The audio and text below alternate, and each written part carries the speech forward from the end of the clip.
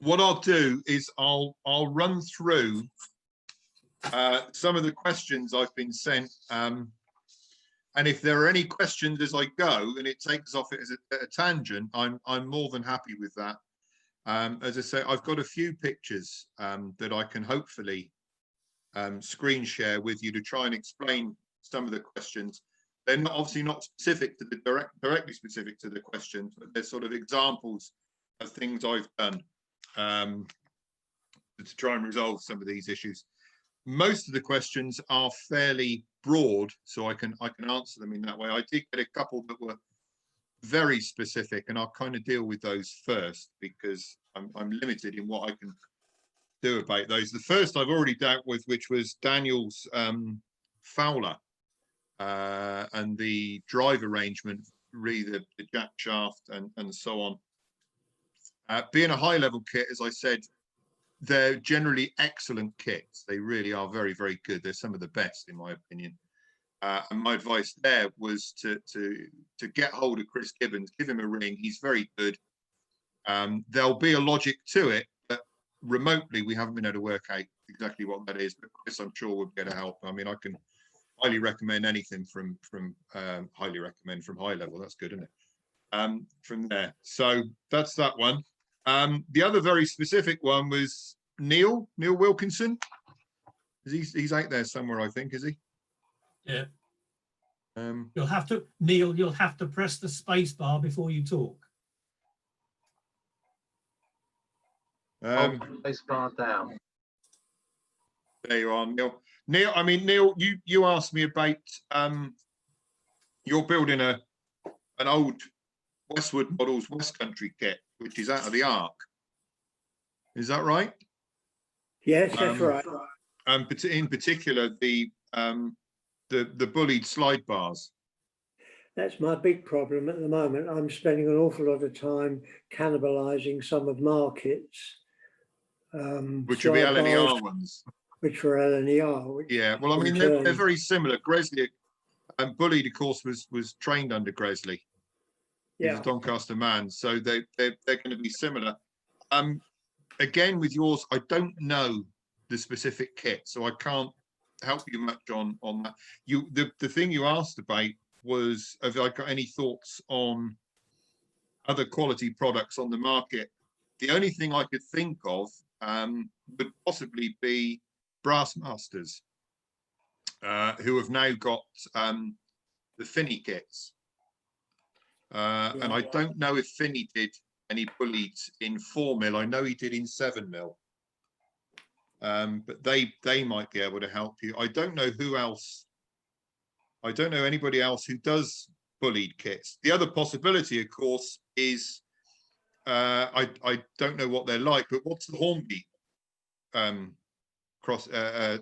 of slide bars like for their bullieds? Okay. So it might be worth getting hold of Hornby and their spares department. They may be able to help you. Okay. Because I know their bullieds were highly rated. They certainly look the part. I've not had much dealings with them.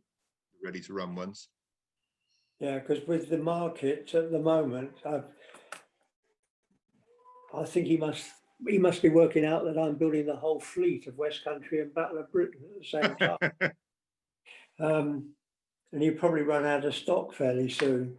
But I'm soldering bits together and topping and tailing them, and it's getting very messy. And I thought, okay, I can do it, but it's going to take a lifetime. And I'm not sure I've got that many candles left on my cake. So if there was something on the market that would have helped. Well, as I say, yeah, there's nothing I could think of directly. Try Brassmasters. You've now got the Finney parts, but also possibly Hornby spares. They may be able to sort you something out if it's appropriate. Okay, I've made a note of that, and I'll give it a try. All right. I appreciate that. Thank you very much. Not at all. Next question I got is quite a general one. So if anybody wants to jump in with sort of supplementary questions, please feel free. It was Simon Sheard. Hi. Hi, Simon. Good afternoon. You said during chassis construction, what steps should I take to minimize the chances of wheels and axles binding when finished. I mean, the main causes of binding initially are to make sure the chassis is square, and particularly it's got no twist in it. And the easiest way to do that is to put some axle steel, basically some bar the same diameter as the axle. Is it 4mm you're working in, Simon? Yes, it is. Yeah. I mean, so that'd be 1/8 of an inch axles, presumably. Sorry? That'll be 1/8 of an inch axles, presumably. Probably. I've only built one chassis, and Right. Well, the wheels didn't move initially. I mean, it moves now because I Right. sort of basically opened things up and filed things down. But I just wondered if there were useful things I could do during construction that would avoid all the fettling at the end. Yes, try and avoid the problems as you go through stage by stage, because of course, if you come right to the end of the process and find that things don't work very well or won't move, it's very difficult to pinpoint exactly what the issue is. So when you put the basic chassis frames together, make sure it's square and that there's no twist. And the easiest way for that were two areas, really. Make sure that the bearings are all in alignment. And did you see the screen share I did earlier with the London Road Models chassis, axle jigs? Did you see that with the little tapered ends? No, I didn't. Let me see if I can get it up again. Screen share. Host disabled participant. You've disabled participant screen sharing, Mick. You're also muted, Mick, as well. Not if I unmute myself. That's it, yeah. I'm just going to turn on Screen share. screen share. Here we go. There, you should be able to do that now. Screen share, here we are. Here you go, Simon. Can you see that? Yep. Yeah. I mean, what that is, that's a 3mm scale, 14.2 gauge. It's a Didenko. I say that name cautiously because they are dreadful kits. That's a Didenko Brighton Atlantic, and you can see the gap to the side of the left-hand bearings. That's because the bearings and the coupling rods, other than having the same number of holes, the relationship sort of ended there. They must line up. They must be exactly the same. And those little jigs, those axle jigs that I've got through the axles there, you can get those from London Road Models. They're only a couple of quid. And you can see there, I'm holding it on. You can do that with spring little clips like I got there, or with elastic bands or various things. And you put the coupling rod over the end of the axle jigs before soldering the bearings in place, and that ensures everything is absolutely perfectly lined up, i.e. the coupling rods and the axle spacing is exactly the same, which is absolutely crucial. The other thing you would do on that is to make sure that it's square and that there's no twist. And probably the best way of doing that, certainly unless you've got one of those fancy jigs like Daniel had earlier, is just to put two long lengths of 1/8 of an inch rod through, you know, something around about 6 inches long around that, and hold it up and just look across it with your eye. The eye is an amazingly accurate instrument, so just make sure it's square. So that's the first thing. Make sure your chassis is square and that your coupling rods and your axle holes are all in perfect alignment. The next thing to check as you're putting your chassis together is the quartering. There we are. Stop share. There we are. That's gone now. The next thing to do is the quartering. I've got you up again, Mick. I haven't got speaker sound. No, you're muted again, Mick. If you go to the top right-hand corner of your screen, you can go into gallery view. Yeah. Speaker view is the one I want. That's what I want. but it doesn't bring me up. But anyway, not to worry. Simon, you can still hear me, I presume, can't you? Yeah, I can. Yeah. Robert, Simon, who asked the question. Can You can, yeah. So did you get all that? I did, thank you. Yes, I mean, Yeah. I do have those London Road jigs that You I do? saw on your photo, but obviously, well, I mean, it was only the first time I've done it, and I think people have unrealistic expectations of what they can achieve the first time of doing something. Oh, absolutely, absolutely, yes. You know, I mean, you know, if your first one you got it moving after, we call it fine tuning, not hacking and filing. It's called fine tuning. It sounds much better. But no, absolutely, if you can do that. I was going to go on to say, once you make sure your chassis is square and everything is lined up, is the quartering of the wheels. And again, if the quartering is out, the wheels won't go round, or they might go round with a wooden leg every revolution. Yes, or they go round and then they threw themselves out and the cranks came off. And yeah, that's but the quartering must be right. What wheels did you use? I think they were Gibson. Right. Okay. Yeah. Well, they're self-quartering, and they're not. How big are wheels are they? What was the loco? It's a 042 GWR tank. Right. Okay. Yeah. It's a high level. It was a high level chassis, which I thought in the main was great, but then it didn't work initially, which was a bit sad. Yeah. I suspect that's to a large extent down to the wheels. If it's the first one you've done, I would highly recommend using something like Markets or Romford wheels that are they're almost bulletproof. They're self-quartering.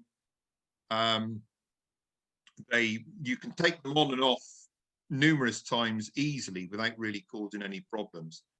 The more times you take a Gibson wheel on and off, I mean, if you can get it on the first time and it's square and true, you've done very well. But your odds of achieving that, having taken it off on and off more than once, steadily diminish. So certainly for a beginner, I'm not keen on using Gibson wheels because they are a pig to get on straight and square without any wobble. Okay, useful. So, I mean, there are a few little tips you can use with Gibson wheels. You know, just make sure that the ends of the axles aren't sharp. Just rub a bit of wet and dry around them or something so they don't cut their own pathway through the wheel. Try and put them on with a wheel press or in a good quality square vise so they're pressed on straight and true. But even then, they're not the easiest wheels to get on, you know, well. So unless you have a real objection, I would always use, you know, try and use Markets or what were the old Romford wheels. Much easier. But it sounds to me as though the quartering was your main problem. Because with the high level kits, generally the fit of the parts is such that it's quite difficult to build them out square. The way the slots and the tabs go, they generally line themselves up pretty well from the beginning. Is there anything else on that? Say again. We have an associated question really from Rickson, who says, how much does a chassis assembly jig help? What, like the ones that Daniel had earlier? I'm thinking of the kind that actually effectively they're pegs sticking out of an engineered base rather than the jig axles. I have the jig axles. I'm wondering how much I'd gain by actually getting the more expensive kind of jig. I don't know. To be honest, because I've never used one. Okay.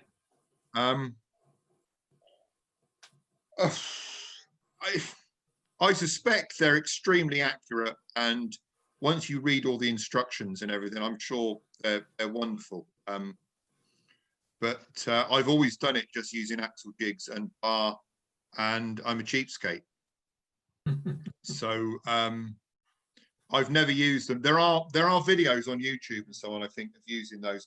And I'm sure there was a review by Laurie Griffin did it in MRJ years ago of them.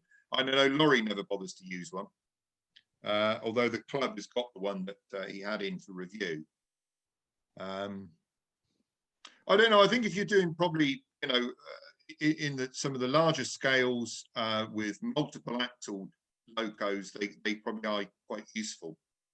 But the honest answer is I've never used one. Okay, well, I guess I'll press on with the jig axles then, and if I get horribly stuck, then I'll consider the expensive jig. They work very well, and as I say, the long length of bar work very well as well. I don't know if you can, but if you put the bar through the axles, a length of bar through each of the axles, and you hold it up to the light, so you're looking through the bars, the eye is an incredibly accurate way to gauge it, and you can see. And of course, if you have bar that's 5-6 inches long, it will throw up any, you know, it will really exaggerate any slight twist or any misalignment you have in the axles. And you know, the eye is a very accurate tool, so you know, make use of it. So but yeah, to answer your question, I don't know. Okay. Is there any other questions on that? I mean, putting the chassis together square and free of twist and with the bearings lining up with the coupling rod is absolutely fundamental to building a chassis. If you don't get that bit right, you'll never get a free running chassis. You know, no matter what tweaking and twiddling you do later on, you will always have, you might get it to move, but it will wobble along and it'll have a wooden leg and it won't pick up very well. So, you know, that sort of is really fundamental to the whole thing. Jerry, I've got a question. Yeah. Regarding the slots, is there well, can you advise on how to clean those out? Because quite often, you know, you've got a cusp in there, haven't you? The slots, what, the chassis? Yeah. Just clean them up gently with the file. Are you thinking so that you don't introduce too much slot for the bearings? Well, no, I was thinking that I just built a chassis and I found that the tabs didn't fit in snugly enough, and you know, they were almost not fitting into the slot. Well, they were too tight. Yes. Yeah. I mean, just take the cusp off gently, but don't go, you know, don't go wild with your file. Take the cusp away. And it's like a lot of these things, keep offering up regularly. It's also worth with the slots. You don't really need to open them up particularly, but it's worth making yourself a little, like a little tang from a bit of etch waste, a sort of pointy tool, if you like, and pushing that into the slot and giving it a little wiggle. Which, you know, will often clean the slot enough. What you don't want to do is open them up so much that there's a load of slop. But it should also be remembered that, generally speaking, although etching is very accurate, it's not an exact science, and sometimes things will be slightly under etched, things will be slightly over etched. Of course, the thicker the metal, the greater the cusp. And depending on the quality of the design and the artwork and the understanding of all that sort of thing, that cusp, the designer will have drawn in and made allowance for that or not, as the case may be. So we're back to making sure everything lines up, offering things up to each other regularly. So it's impossible to give a general rule, but I would just gently take the cusp off and offer it up. Does that, thank you. Does that help? Yeah, I think that will help. I'll give it a go. Suck it in. A lot of these things is suck it and see. Yes. Yeah. But again, you know, if you find that you've taken a bit too much off and it's all a bit loose, we're back to when we assemble it, assemble everything with your axle jigs and everything in place, so that before you actually solder everything solid, you know that everything lines up. If you see what I mean. Yeah. Okay, that's good. Thank you. Yeah. Is there any other supplementaries on that? Because as I say, it is quite fundamental.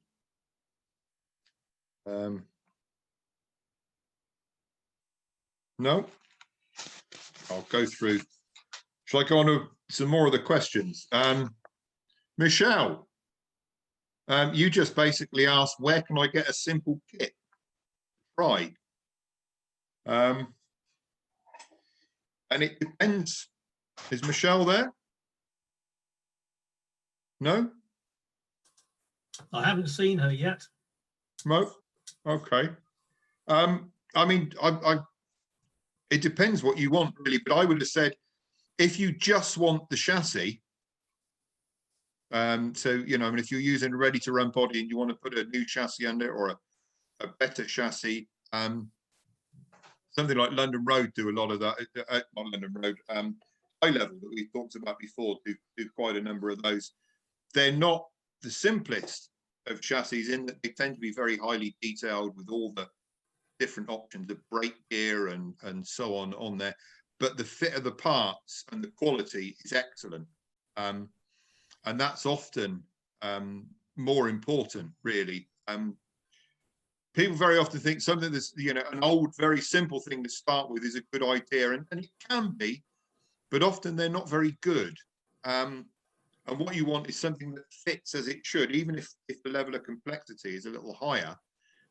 If you follow the instructions carefully, you should get good results if the quality is there to start with.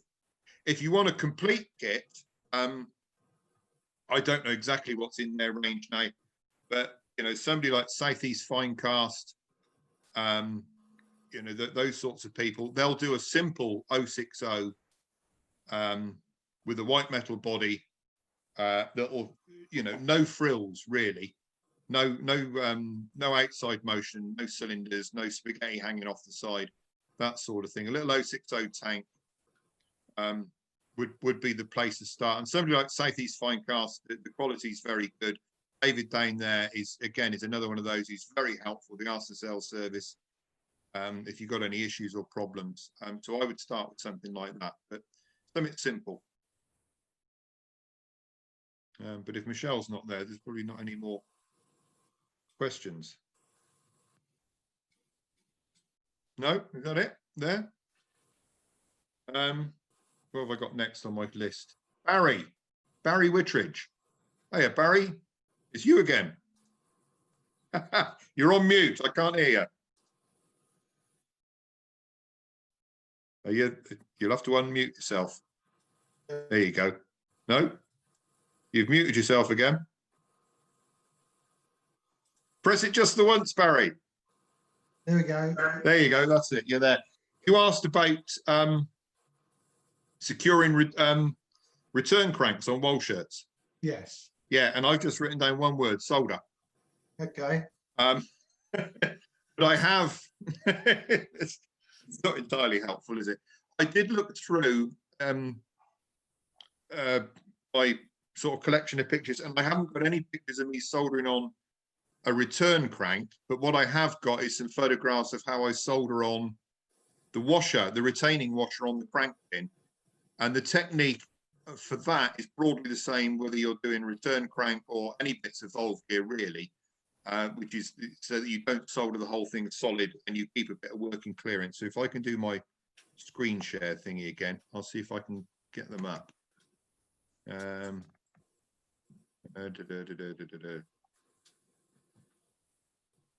Okay, bear with me as I mutter away to myself. Here we are.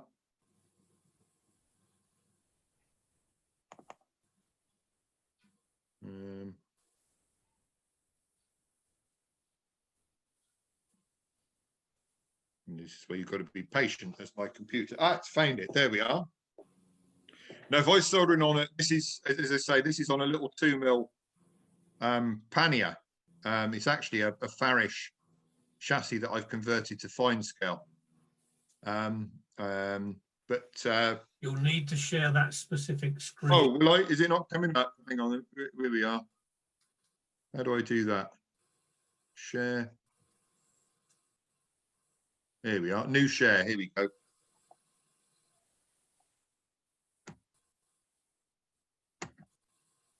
Has that got it? Yeah. Yeah. Has everybody got that now? Yeah. Okay. As I say, this is a little Farish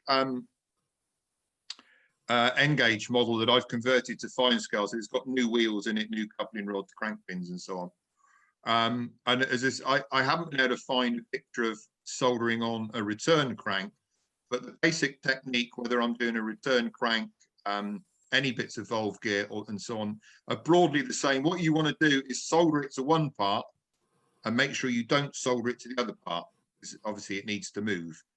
With the return crank, you're soldering it on the end of the crank pin with the con rod and the coupling rod underneath it, aren't you? Yes. And they obviously still have to be able to move, whereas the return crank, it needs to be fixed solid to the crank pin. Yeah. Yeah, that's right. So the method would be the same in that what I'm doing. If you imagine that washer there, does my little cursor come up on your screen as well? Yes. Yeah. If you imagine that washer is a return crank, and underneath there, of course, you've got the coupling rod.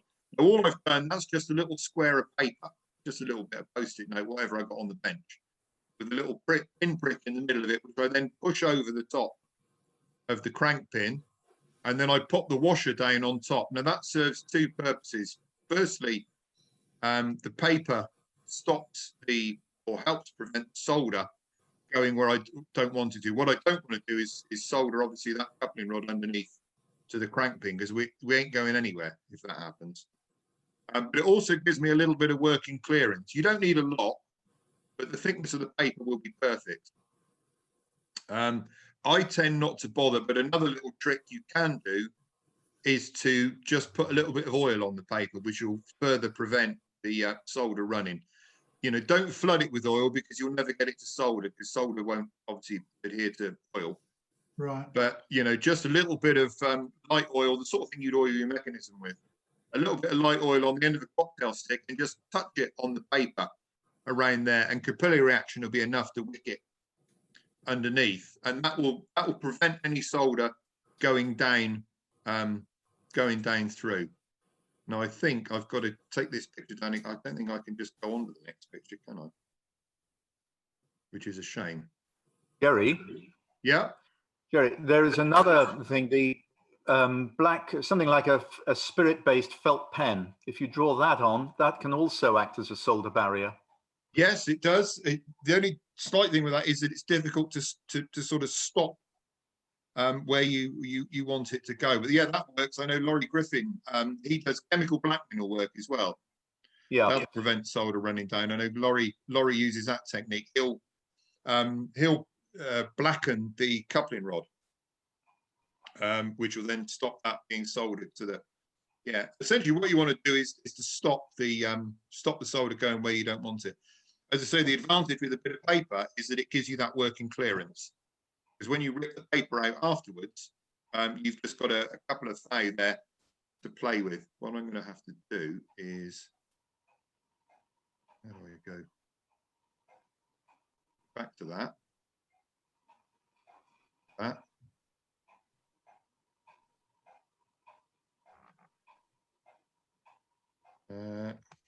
You have to bear with me here, because I'm not really sure what I'm doing. No. How do I get to the next? Oh, it's got a little. I want to get to the next picture. If you click on the up arrow. I've not got a right arrow coming up though. No, okay. on your keyboard. Green. I need to get rid of this. Hang on. You had it there, Jerry, on the right-hand side. There it There is. was an arrow to the right. It's there now. Yeah, what it was, my little gallery view thing was in the way. Okay, there. Right, there we are. There you can see. Now, I normally use an acid flux, but for these sorts of little jobs, I quite like the old Fluxite, which is a rosin paste.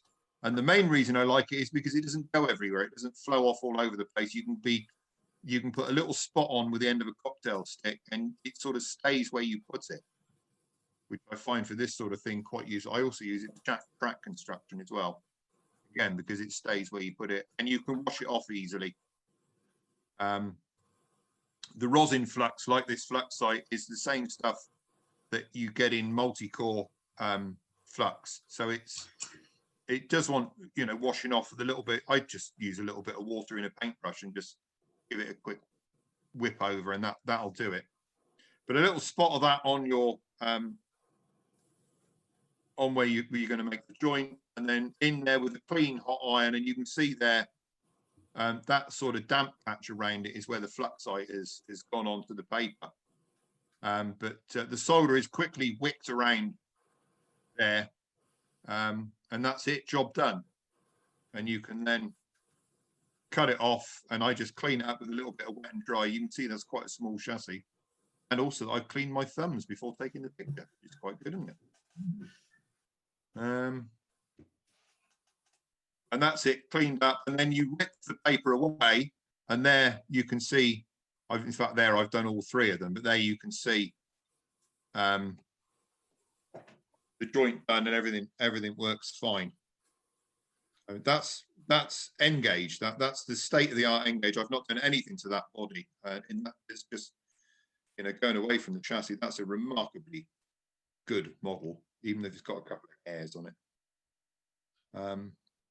But does that answer your question, Barry? Yeah, I'll give that a go. Thank you. Yeah, I mean, what you can do. Bob Jones in his wonderful fence houses kits. He gives you a few spare bits on the corner of frets that you can practice with. You can make your own up. If you've got some etch waste, just drill a couple of small holes, sort of crank pin size holes, or in there, and just practice soldering them together so that they still move with a bit of paper in between. Yeah. And you'll find that actually that, you know, the process is, it takes a long time to talk through it, but it's not that difficult. And just practice. But as with all soldering, and particularly in the case of something like this, it needs to be very clean, and get in there with a hot, clean iron, you know, that's just got a little dab of solder on the end of it. And that'll flash the joint nice and quickly. You don't want to be hanging around. Okay. And you, okay. Yeah, and the crank pin, you just file that off with a needle file, or what? I just cut it back with a little set of side cutters, Zorons or something similar. Cut it back close, and then use a nice sharp file. You don't want to be putting too much lateral pressure on it, but a good sharp file will take that down, because most crank pins are only brass. It's quite soft. Okay, brilliant. And then I clean the end up.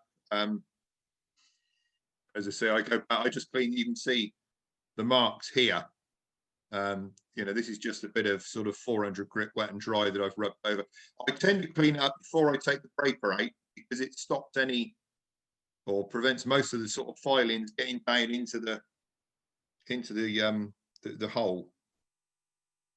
Okay, brilliant. Thank you. Okay, but the process, whether you're making any sort of valve gear or anything like that, it's largely the same. Okay, is there any other questions on that?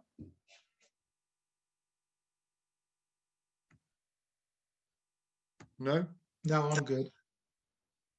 Okay. I'm back. Okay. My next one. Oh, blimey, Andrew Numelin? This was a... Yep. Hello, Andrew. Hello. You're still trying to do the easy ones then? Oh, absolutely. Hang on, I'm gonna have to... I had to think about this.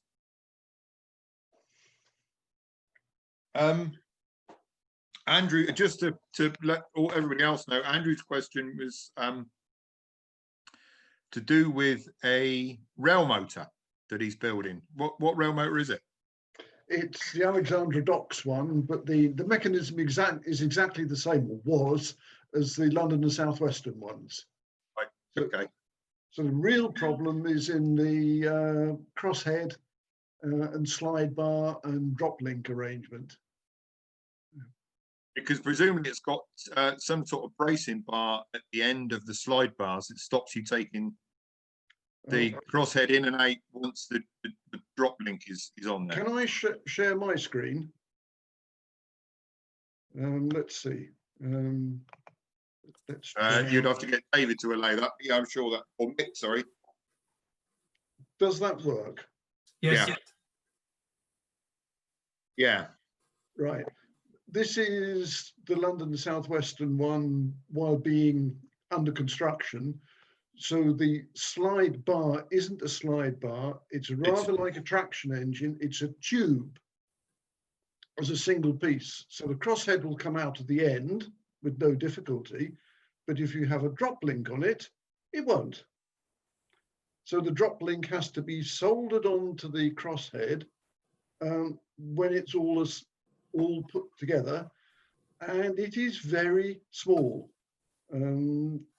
It's 4mm scale model, but it's equivalent of doing it on a conventional 2mm scale because all the bits are so small. Yeah. Two things come to mind on it when I had a look at it. Firstly, is that it's one of those sub-assemblies that once it's soldered up, you won't be able to take it apart, and you just have to accept that you won't be able to take it apart. But to get around that to some extent, I think I would be inclined to, presumably there's a motion bracket of some sort to fix that slide bar to the chassis. Is that right? Yeah. See, I would make sure that the that those slide bars or that slide bar arrangement is firmly fixed to the motion bracket and make the motion bracket removable. Well, so the whole thing can be lifted out. There's no motion bracket. It's firmly fixed into the cylinder.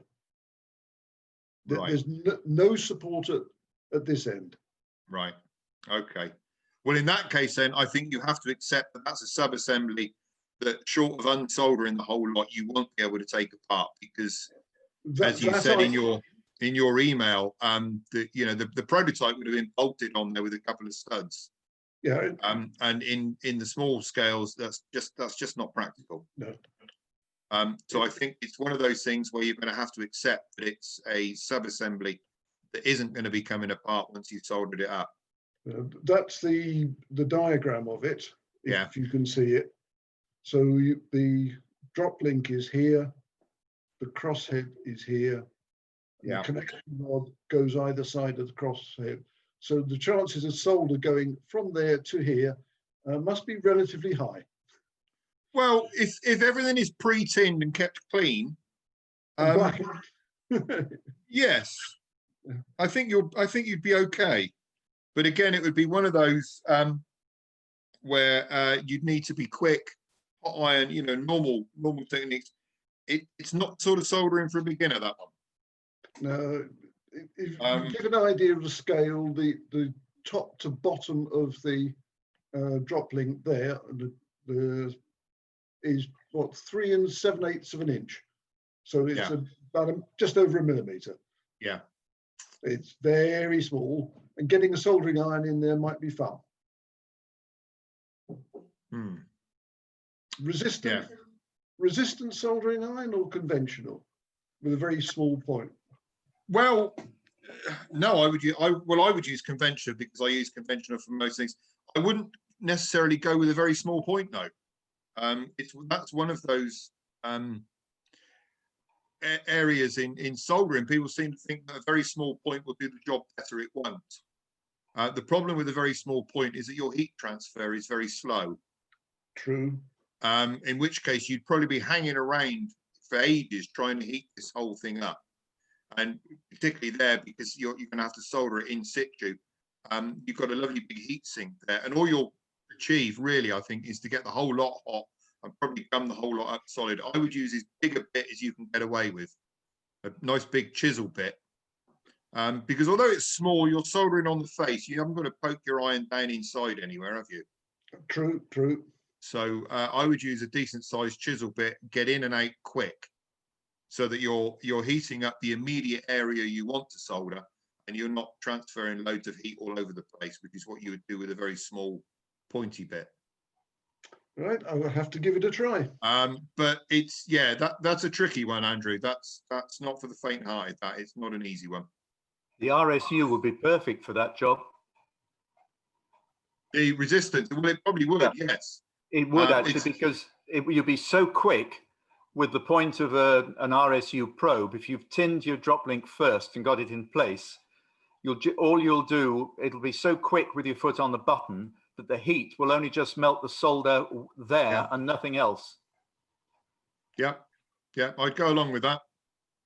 I have got one tucked under the bench, but I hardly ever use it, simply because I've just always done things the conventional way. But anyway, we'll bring it along next year, Andrew. If it's working, I will. If it isn't, I most certainly will. Well, bring it along either way. I'd love to see it. Done. Agreed. Thanks very much. That's all right. Thank you. I'll have to get you to unshare your screen now. Can I do that, or can you do that? No, I think you need to You've do done that. it. You've done it. Yeah. Have you done it? I've still got the drawing up on my screen. It says screen sharing is paused on mine. Stop share. Is that really? Yeah, that's it. That's it. You got it. Yeah. You're there. Oh, hang on. Hang on. What's going on here? I've just got smiling Mick now. Picture, but nothing else. Ah, you're back. You are muted, Mick. I didn't want everybody to see me picking my nose. Oh, I see. I see. You've told them all now. They know. Right. Then, hang on. What I need is my glasses. Or sunglasses. I must have some here somewhere. Bear with me. I'm just going to disappear off piste.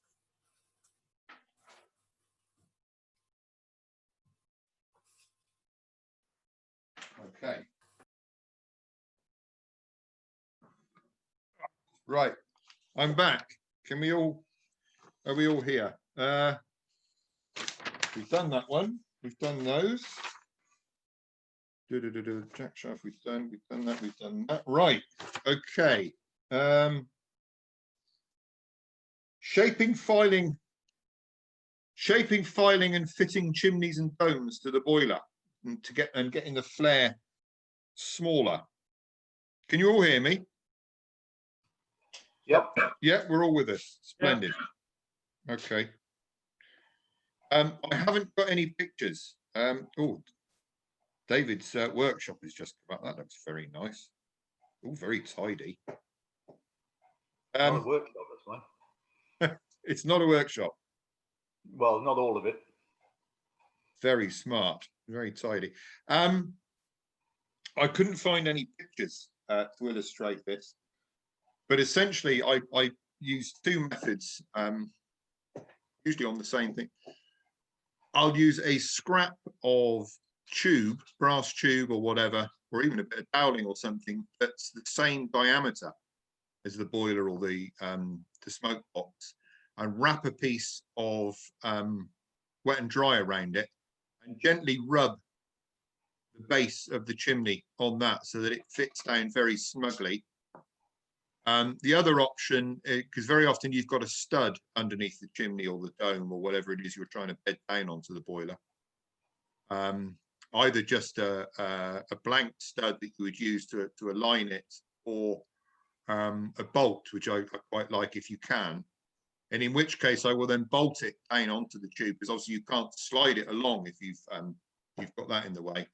But in that case, I'll just bolt it down onto a piece of tube, even very lightly glue it, only lightly glue so that you can break the glue joint easily.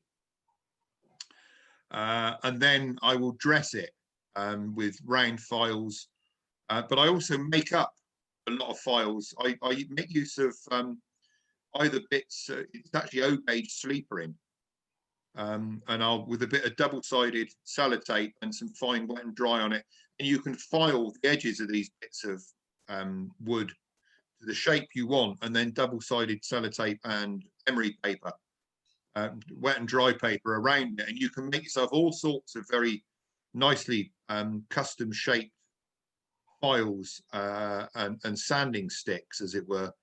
But with the dome or the chimney bolted down or fixed down onto something of appropriate diameter, you can then dress the flare into it. And by using a piece of scrap rather than the actual boiler, it doesn't matter if you sort of mark and scar it and so on. But it's quite important, I think, to get those to bed down nicely, because you often see stuff that's not bedded down well, and it doesn't look good. It's, you know, it does finish an engine nicely if they're bedded down in. But that's what I tend to do. I'll mount them on a piece of scrap and dress them in. Thank you, Jerry. That's, yeah, that Okay. sounds very good. The white metal castings can be quite chunky on the edges, and you do need to get them down to something thinner. Yeah, and they can come out a bit misshapen as well out of the mold. So again, you might have to do a bit of dressing to straighten them up and so on. But that's, what was the next one? Thank you, Jerry. Fitting cab roofs, particularly so that they're removable. I'm going to go into screen share again. Unfortunately, I couldn't find. I couldn't find any. I've got one that's got a removable roof, but I haven't got any pictures of it with the roof off, which I thought I did. I'm coming up here. I've probably got to do an individual share again, haven't I? Here we are. Have you got the big picture up there? Nope. Got lots of little ones. New share. Here we go.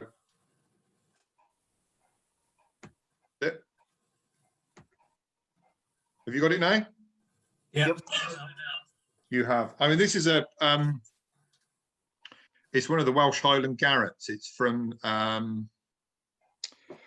oh, what's the name of the kits? Backwards Miniatures. Backwards Miniatures. I've got I've built quite a large number of the range now for the 2 or 3 people. And this is one of the more complex ones, and you can see there the sort of central boiler cab unit. In order to paint the inside of the cab and also add, once you've finished the back head and the crew and all that sort of thing, the cab roof needed to be removable. Now, quite why the cab roof isn't there in the picture when I took the picture of all the bits, I don't know.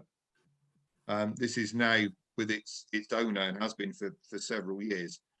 But essentially what I do is that I will form the cab roof to shape so that it fits snugly, and then I will solder wires underneath like little clip springs so that you can push it down in, and the clip springs will then hold it in place by friction. Does that make sense? I wish I had a picture to show you, but I haven't. There it is with the cab roof in place, still in bits, and I'm there assembling the motion for it. Yeah, so the springs are then going to be, as you say, a friction fit. Yes.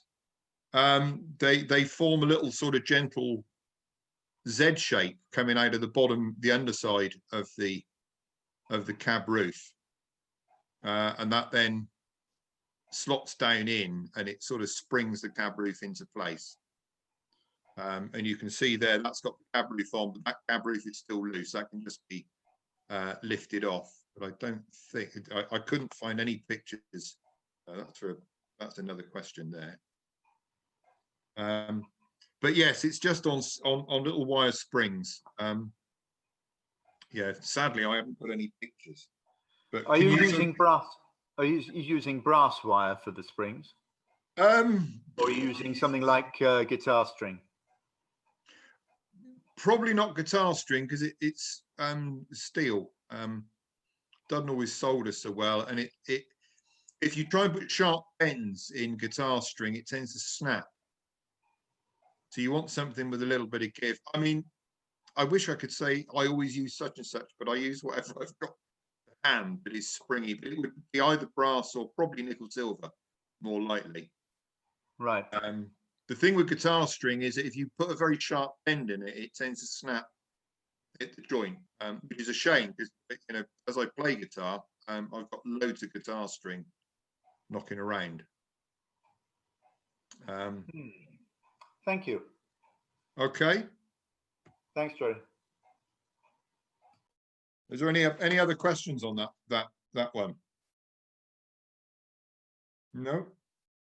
The next question was about coupling, tender couplings, although I might combine that with bogie, because I got a question on bogie springs as well. Bogie and pony trucks, how do you keep them on the rails? And some might be needed to balance a loco. So I'm going to combine the two on this, because whilst I've got picture share up, the next one's along, I think. Yeah, here we are. And I think I've got questions on pickups as well. Yes, I have. I can answer all these at the same time. This is the underside at 3mm scale Judenko Brighton Atlantic that I showed the chassis of earlier. This is the underside of it. It's now finished and gone off to its home. But I can answer a few questions with this. Loco tender couplings, they vary. But this is a method I quite often use, which is a brass bar that goes onto the body fixings, both sides. And on the body fixings, I move along because I use a similar technique on other areas. There. Can you see on the in between the cylinders there, that piece of tube that's soldered to the underside of the underside of the chassis spacer? Can you see that? My little cursor's on it. Yeah, we can see that. Yeah, okay. Well, I use the same, a very similar method there. If I go back a couple of pictures, there we are. There'll be similar pieces of tube under both of these screws here that hold the body in place. What that means is that the loco tender coupling, the holes in that loco tender coupling, are a sliding fit over the top of the tube. So it means that I can then screw the chassis tightly down. I don't have to leave that loose. I can screw the chassis down tightly, and that coupling, that loco tender coupling, will have plenty of movement there. In terms of close coupling, it depends entirely on what radius the loco's got to run round. This has to run round 24-inch radius, so it's quite generous. But it's, you know, that strip of metal there that I use for the coupling, you can make up any number of those with slightly different spacings for the holes. It will give you an infinite variety of loco tender gaps. So does that answer your question on loco tender couplings, the way I do them? I can't hear anybody. Yes, thank you, Jerry. Yeah, okay. Could you just go back, please, to the previous slide you showed, and just run through that bogie springing? I was going to go on to springing next, actually. Yeah, because they're all under the chassis there. There's a couple of methods using on the rear axle. Can you see here? Thing like the Atlantic was a pig, because it's like a 440 with added complications. And on that rear axle, while I've got this picture up, you can see that axle there. Can you see where my cursor's running up and down? There are little springs there. Can you see those? You'll have to unmute yourselves to answer me. Yeah. Yes. Yeah, good. That's it. Good. Yeah, I see that. They're at this end here. They're just soldered there. They're a long-legged owl, and they're popped through a little hole there, and all that length there is a springing. That axle is actually running inside a tube, and the rear axle there is slotted. All I've done is file carefully up and down. You don't need a lot, maybe about half a millimeter or so, and then that's lightly sprung, and that's very simple springing there. On the front here, there should be pictures. This is very useful on a bogey, but particularly on 440s and 442s. If I go back to there, you can see that tube again. The bogey, that central hole in the bogey, sits over that tube, and in between the two is this spring. And if I go forward, I should have, no, that's not it, that's that. That's the one. Can you see under there? Can you see the spring? Yes. Yeah. And the bogey is free to ride over the tube. So the bogey can move up and down, but is sprung downwards. Again, you can tighten that bolt up tight because it's tightening down onto the piece of tube. It's not tightening down onto the bogey. If I go back to, that's the one there. There's the spring, and that's just wound up from a bit of phosphor bronze wire around. I've got another length, a spare length of that tube, and you just wrap the phosphor bronze wire tightly around it to make a spring. It's soldered to a little washer there. That spring then goes over the top of the tube, yes. And then the bogey goes over the top of that, and then it's bolted down again. That's the front body fixing. It also fixes the cylinders to the frames. And that washer there is to stop the whole lot pinging off into the ether. If I go forward there, you can see there, that's the spring sat over the top of the tube. And then I'll pop the bogey over that, and that washer there will press against the top of the bogey. This bolt will then go down through, and that washer stops the bogey coming off. Yes. And it essentially means, if you see there, you've got a sprung bogey, and it means that it rides very well. I'm not a big fan of, you know, you see the sort of long wobbly arm coming off the front of a spacer somewhere, and the sort of bogey flopped around all over the place. I'm not a big fan of that, because unless you've got a load of weight in there, it's liable to fall off. And particularly on something like this, where you've got a four-wheel bogey at the front with a set of cylinders in the middle of it. To me, it allows far too much movement. There's very little movement. There's very little space there to have much movement. So I find that much better. Sometimes that hole in the middle of the bogey, you might want to open out into a sort of slightly radial sideways slot. But essentially that gives you a sprung bogey. And if may I share the screen and just show that radial slot, because you just reminded me of something that I made many years ago, but it does show that radial slot with allowing. Yeah, please do. Yeah, let me unshare a minute. Stop share. Here we are. Oh.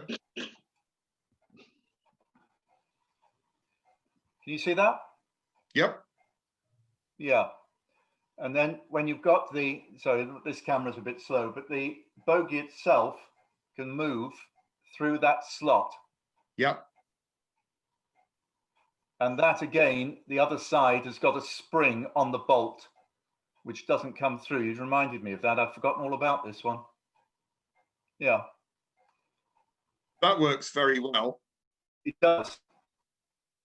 Especially on this 444, as you see, there's one at the back end as well. What's that?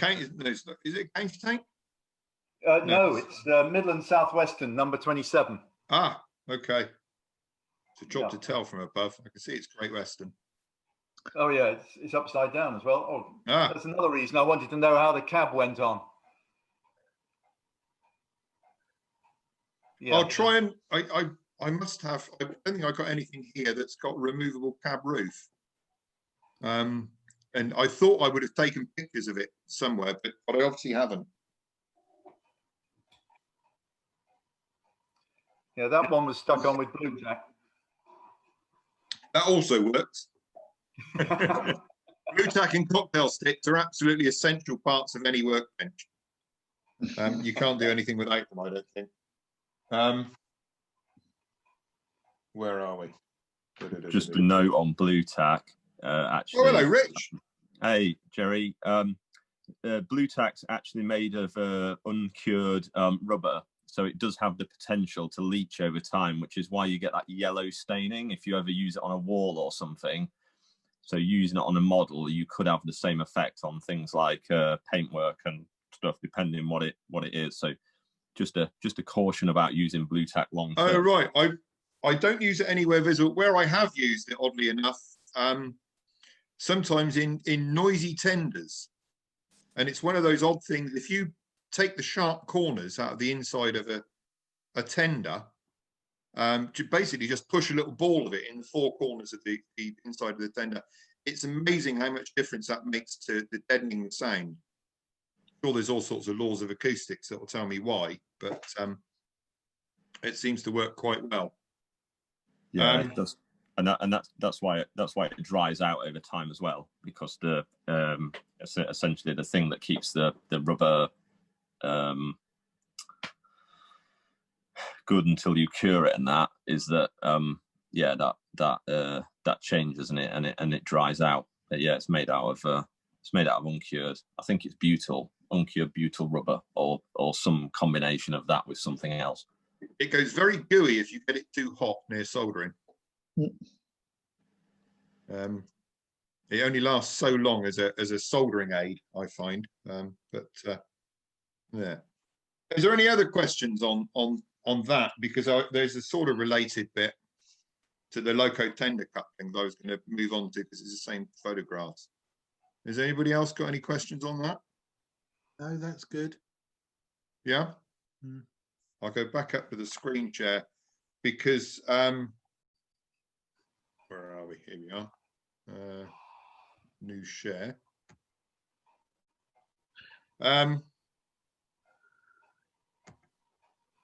we go. Linked in with that loco tender couplings was things on things like 440s. I was asked about was it worthwhile to share the weight, and obviously I'm predominantly a 2 mil modeler, certainly for myself, and in 2 mil I find it beneficial not just on awkward locos like 440s, but also, this isn't coming up. Where's that? Oh, hang on. I've got my little egg timer again. Here we are. This is in 2 mil. This is a Midland 3P 440. It's going to be an oil burner. And with 440s, although in 2 mil, as I said, I find it very beneficial on lots of locos, it's well worthwhile sharing the weight of the tender with the loco. If you look at a 440, the mechanism in our case is usually going to be in the firebox. In 3 mil and 4 mil and above, you can get the motor and everything else in there as well. In 2 mil, you tend to have the motor in the tender, but you'll still have the drive in the firebox. Now, with a 440, that means that space where you'd like to have loads of weight, because that's the bit above the drivers, is full of things that aren't very heavy at all. And where you can have lots of weight, and you can see, looking at this, I presume you can all see this picture okay? Jerry, we've still got your main screen rather than the individual photos. Oh, blimey, I'm talking away to myself. I'll start again, sorry. New share, there we are. There. How's that? That's it. Is that it? Right. Yep. Sorry, I mean, if that happens again, just shake, wait, Clifford, sort it. Because, anyway, but there we are. As I was saying, you know, with a 440 or with any loco to some extent, the area in the firebox here, which is where you want all the weight, tends to be full of mechanism, either with motor and gearbox in the larger scales or just the gearbox in the smaller scales. And where you've got lots of room for weight in something like this, in the boiler, it's in front of the driving wheels, which tends to throw your balance all over the place. Now you can, to some extent, you can rectify that with that sort of sprung bogey arrangement we were looking at a minute ago, which will throw some of the weight back. But a really useful technique is to weight the front of the tender off the back of the loco. Essentially, what you're doing is you're resting the foot plate or of the tender onto the back of the loco and putting lots of weight in the front of the tender. So you're sort of trying to address the balance. What you want is as much weight as possible over those driving wheels. And I think I've got to go backwards for this. You can see here that the fall plate, which should be actually be attached to the loco, I attach it to the tender and it's attached solid.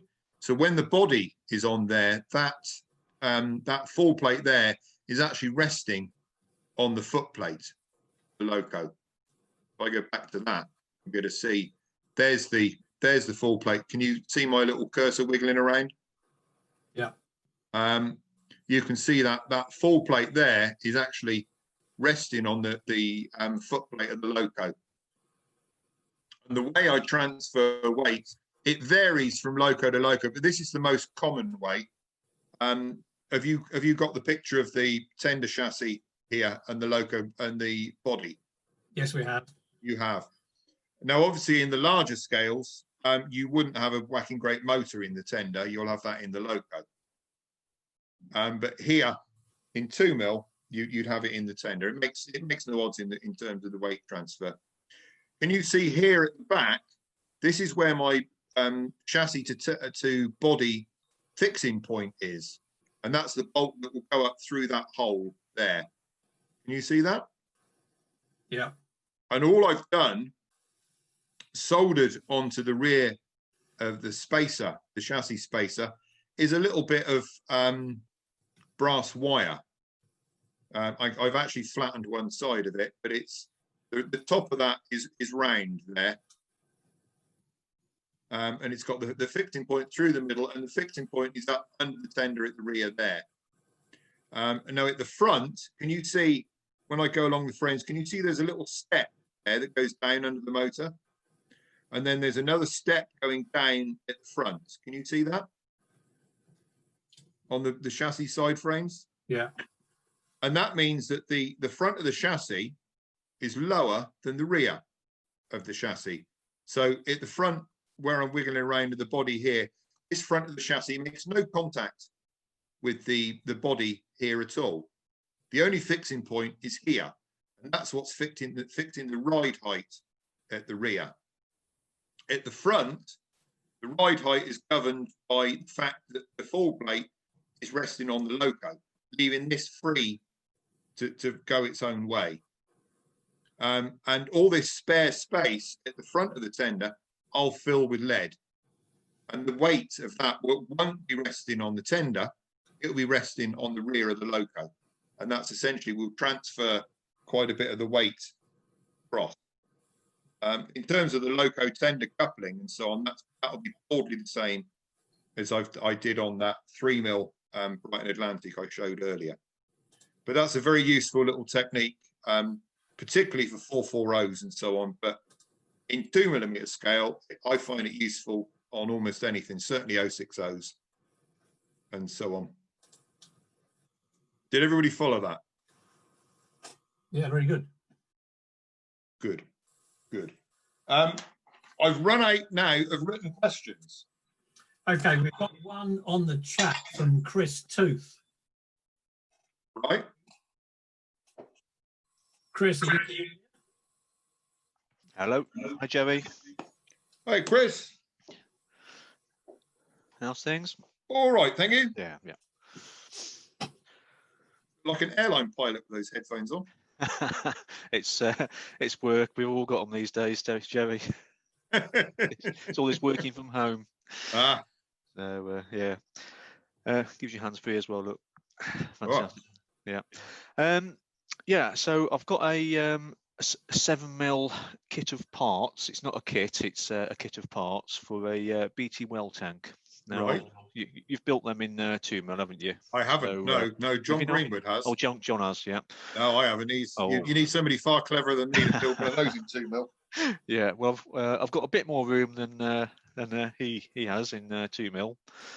But I was just wondering how you would go around compensating one of those, because there's not a lot of room with the front axle because it's a 240.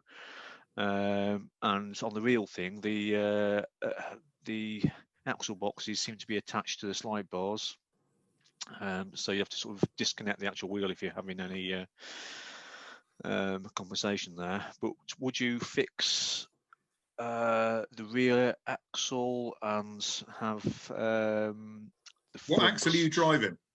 It's going to be the rear axle. Well, I would have that fixed. Yeah. The other driver, I don't think, other than for pickup, you shouldn't need much movement on it, should you? No. So I would probably go for very simple beam compensation on that. And the front axle, I would probably be inclined. Did you see how I did the rear axle on that Brighton Atlantic? Yeah, with the 2 wiper things. Yeah, just very simple springs. I would probably be inclined to go like that, because you're not going to need. The real things bounce along when they run, don't they? They do, yeah.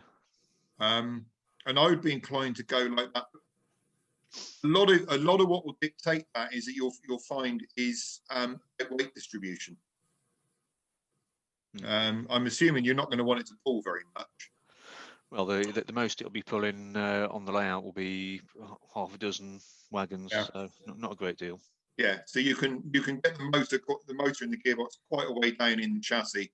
So your options for weighting the body should be, don't tell me there's no space.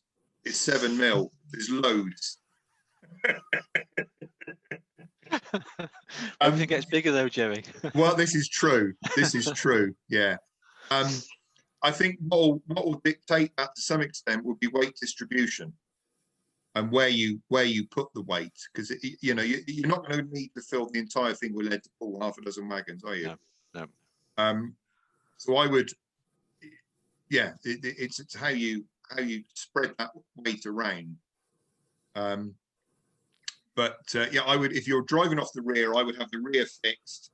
I would have the front drivers. You don't need a lot. Again, 0.5mm to 1mm should be ample movement, just on a simple rocking horn guides, and then lightly spring those front axles, just to keep it all bedded down. And that's probably where I'd go for. But the tricky bit will be where you put the weight in the body. Yeah. And that's where lumps of lead and blue tackle come in until you find what works, and then fix the lead permanently. But often weight distribution can be really important. I've had locos that haul better with weight removed than with all the weight in there, because you want that weight, exactly where it's going to do the most good. In the right places. Yeah. Okay. Yeah. There should be some room between frames as well with all that on there. There's quite a big well tank. Yeah, so I mean that's useful because it's also very low down, isn't it? Yeah, it is. Yeah. That's always handy to have the weight down there. Yeah, and there's the bunker at the back as well. So yeah, a bit of weight at the back. Yeah, although again, if it's behind the drivers, it may prove counterproductive. Yeah, so it might tip it backwards a bit. You never know. Yeah, you don't know. Depends. But then again, if you fill the smoke box up with weight, it may work very well. So don't fix any of the weights until you're happy with the way it's running. Yeah, blue tack. Yeah, blue tack and lumps of lead, and get that weight distribution. Yeah, and a large whiskey. And a large whiskey. Oh, it's always a large whiskey. Yeah. That's not what I got down here, by the way. Yeah, I was wondering if it was apple juice. At this time of day, it's apple juice. Yeah. Cheers, Jerry. Okay. Cheers. Anybody else with any questions? No? If I may. Do. I you got your little 060 there, Rich? This is an 06, so yeah, I'm still trying to figure that one out, because it's still a mystery to me. It's had an IPA bath today, and it's had the rear wheels out of it, and I think I might have found what's up with it. It's still better than what it was. But perhaps because I'm a 2mm modeler, I hate soldering brass. It just doesn't seem to be successful for me. Either the solder doesn't flow, or it doesn't take, or the bits fall back off. And I just don't like it. So I've got a stash of brass coach kits that basically I've not started because I hate soldering brass. Right. Ah. What flux are you using? I have got a choice of I've got cord solder, I've got non-cord solder. I usually use Fluxite flux, or I use Car's No Clean solder cream. Right. 179 is the one that I happen to have. Have you got any phosphoric acid? No. Well, that's what I always use with brass, and I never have a problem. You've got to clean brass, more so than nickel silver. It's a grubby. You know more about the chemical implications of that, but it's dirty stuff, brass. So you need to give it a clean. Phosphoric acid, it's about 12% solution, I think it is, or something like that. That I find works very well. Plenty of heat. Whether your solder, certainly for etch kit and metal soldering, whether your solder is cord or not, to me makes very little difference. I know some people say, oh, well, it's cord solder, you shouldn't need extra flux. Yes, you do. The moment you touch that cord solder with your solder iron, you see a little puff of smoke come up, and that's your flux disappearing off into the atmosphere. It's never going to make it anywhere near your model. So whether it's cord or uncord, really doesn't make much difference. You need extra flux, particularly with something like brass. And I would use Fluxite. Should work, mind. Fluxite works okay. John Greenwood, excuse me, as far as I'm aware, John Greenwood uses nothing but Fluxite, and his stuff is exquisite. But yeah, phosphoric acid, dilute phosphoric acid, you can't go down the chemist and buy it anymore. You used to be able to, but they think you're some sort of dodgy type. Well, we are. Well, there is that, you know. Telling them you're a railway modeler probably just will have you driven out the shop in a great hurry. Can I ask Derek a question here, because he gave me some phosphoric acid. Where did you get it from then, Derek? That's an interesting question. I went to a supplier of school laboratory chemicals, and expecting to buy this stuff, and I ended up with a huge bottle. And the flux which you have is made up from phosphoric acid.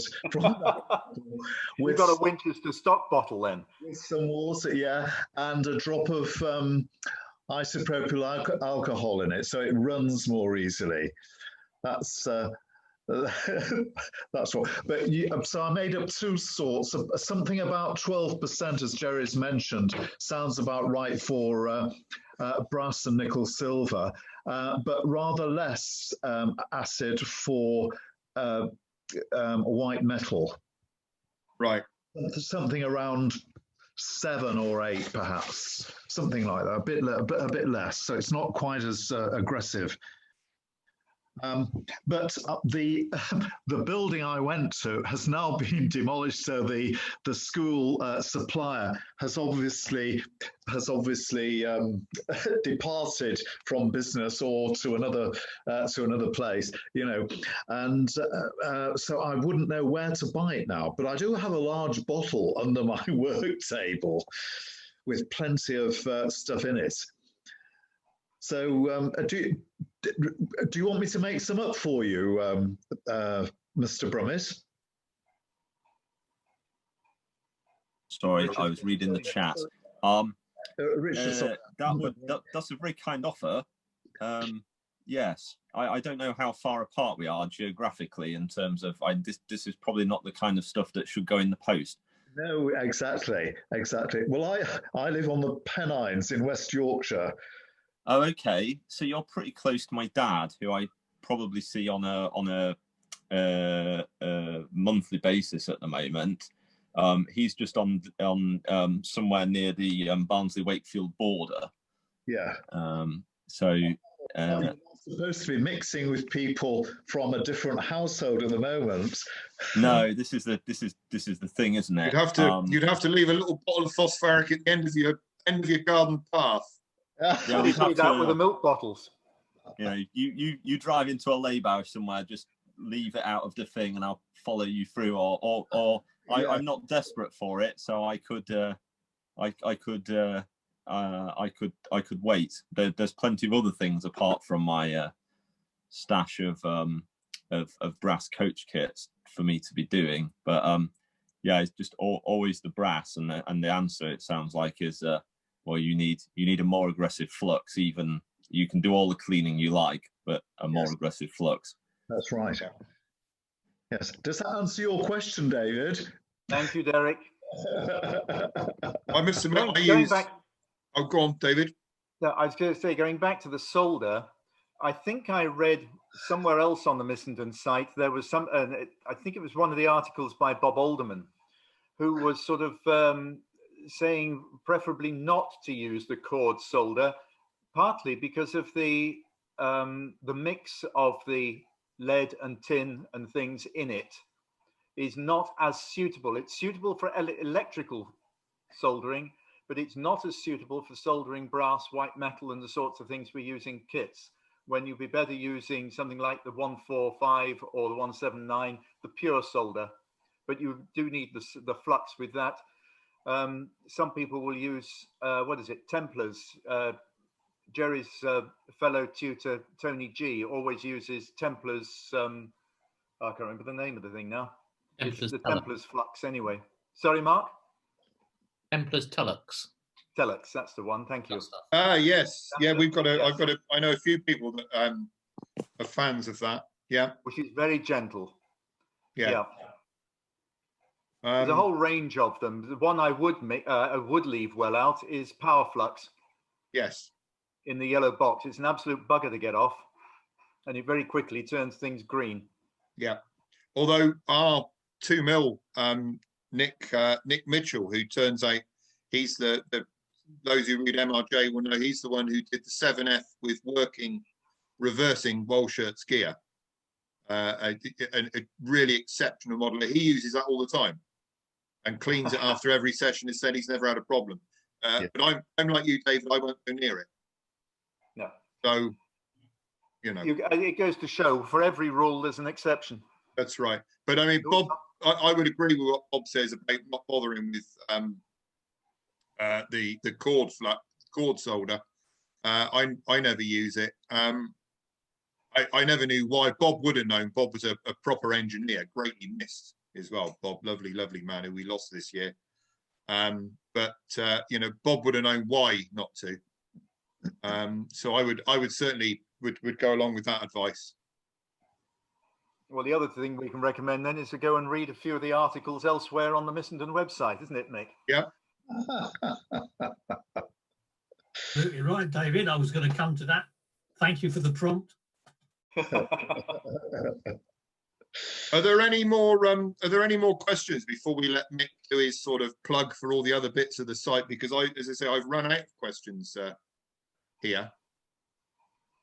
I'd only ask with handrails, Jerry. Right. Handrails around boilers and smoke boxes. You've got a lovely, it's symmetrical. You quite often get a little flare out, and then you get the bend back to go along the thing. How the hell do you manage to make those damn things nice and symmetrical to fit and slide in beautifully along the side handrail knobs?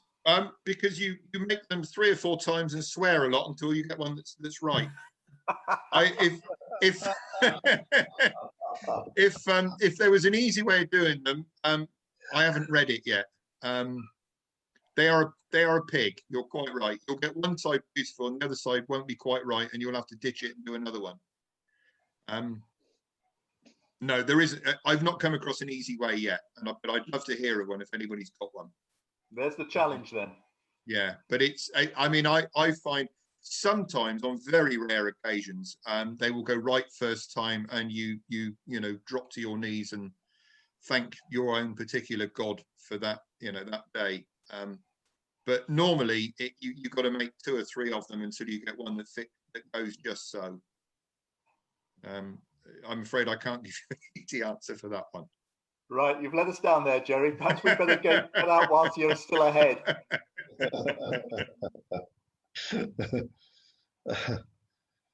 Thanks, Jerry. Pleasure. Here, here. Any other questions from anyone else before I hand you back to Nick and let Nick do his thing? Looks like that then, Jerry. Looks like it then, Mick. Yeah. Well, Jerry, thank you very much indeed for that. Pleasure. It's been most enlightening, especially for me, who's never picked up a soldering iron in anger in his life. Well, that's a bit of an exaggeration, actually. I have used it for soldering electronic stuff. Oh. David Brandreth very kindly prompted me earlier on in that this is only a very small part of the weekend, really. And I noticed actually that there are quite a few names on here who I've not seen associated with Missenden before. What I'd like to say here is that very pleased to see you come along, and hopefully by attending this session you've got some idea of what we get on, what we get up to at Missenden. This isn't the end of the weekend. There's still plenty to look at and find.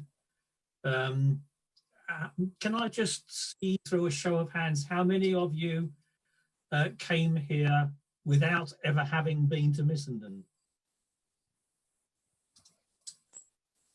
Oh, that's good, actually. That's quite a few. So we've achieved something then. On the website, you will find a contact us page. And I'd encourage you to use that to ask any further questions you might have. I'm going to close this meeting now, but that doesn't mean it's the end of the weekend. Any questions in general terms about the weekend, not specifically for Jerry's question and answer session? How long will the content be available for, do you know, Mick, on the website? The idea we have at the moment is forever. Oh, right, okay. Takes the pressure off a little bit then. What we plan to do, if I'm not letting out any secrets I shouldn't, is that keep an eye on who visits it. And if no one's looked at it for a year, then we might delete it. Okay. As you might imagine, there's only a finite amount of space available to us on the website. So we have to manage it quite carefully. Yeah. Okay. Thank you. But it will certainly be available for some time yet. Are we able to download articles which appear over this weekend? All of the written material, in other words, the PDF files, you can download. Yes, no problem there. We don't think you're going to be able to do that with the video clips. Is that right, Mark? Some of them you can, but not all of them. They've been hidden from being downloaded for reasons of copyright, etc. But some of them you certainly would be able to if they're hosted on YouTube. You can make mine available if you wish. Thank you, David. I expect we can make the introductory video available as well. Yeah, but nobody wants it, Mick. Okay, has anybody got any further questions? Just to say that the video from the first 2 sessions today is already available on the website if you want to go and watch it because you missed it earlier. Thank you, Simon. Okay, what I'm going to do then is to stop the recording. So anybody wants to say anything rude, they can say it in a couple of minutes' time. Right, I'm going to stop the recording.